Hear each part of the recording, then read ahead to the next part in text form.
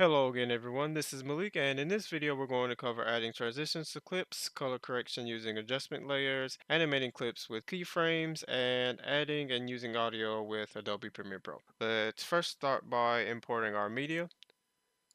I'm just going to go ahead and drag and select all of these clips along with the audio track. It doesn't really matter what particular order we put these clips in, so I'm just going to drag them onto the timeline. You can see that this first clip already has an audio track attached to it, but we don't particularly need this clip, so let's just right click, unlink, and delete the audio track. We're also going to be using text in this video, but since I've already covered that in the last video, I won't be going over the specifics of how to do that in this one. Let's just go ahead and insert this, center it beforehand, and drag this to the end of our sequence. We're just going to go ahead and also change the text beforehand so we don't have to do that later. Now we're going to add transitions to our video by first moving over to the effects panel on the top right, going to video transitions, and dissolve. There's a lot of other options to choose from if you want to do other video transitions, for example, slides or wipes. But in our case, we're just going to stick with dissolve. Let's start by adding a film dissolve to the beginning of our first clip and adding cross dissolves to the beginning of the rest of the clips. And finally, a dip to black at the end of the last clip just before the text that we inserted.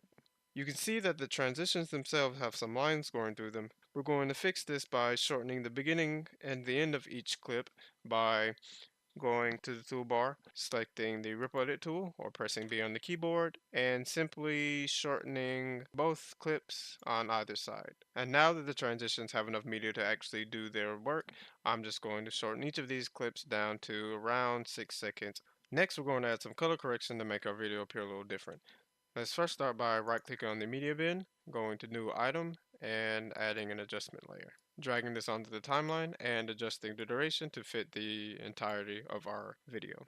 An adjustment layer is essentially a transparent filter where you can apply effects to the adjustment layer in order to change the appearance of the media underneath it. Let's go back to the effects panel in the top right again, go to Video Effects, Color Correction, and add Lumetri Color to our adjustment layer. The Lumetri color effect has a lot of different options to choose from and play around with, but in this example we're just going to increase the temperature by 80 to make the video appear a little warmer.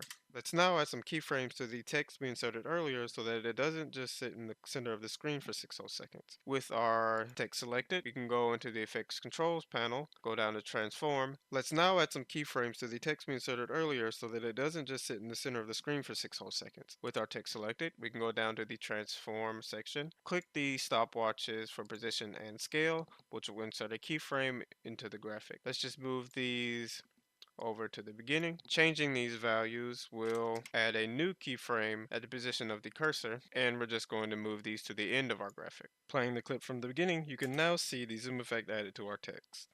Now let's bring in the audio track. Using the razor tool or by pressing C on the keyboard, we can cut the audio track and delete the rest of it so that it fits our sequence. Let's now increase the size of the audio layer so we can have a little more visibility, and click on the white line located in between the left and right audio tracks to change the volume. Holding left control and clicking on the white line will create a fade point. Let's just go ahead and create another one. Select it and drag it all the way down towards the end of the video so that the audio track fades smoothly. This concludes our tutorial on adding transitions, color correction, keyframes, and audio with Adobe Premiere Pro, and I hope you will be able to use this knowledge to create videos such as the one I've created in this tutorial, which will be played at the end of this video.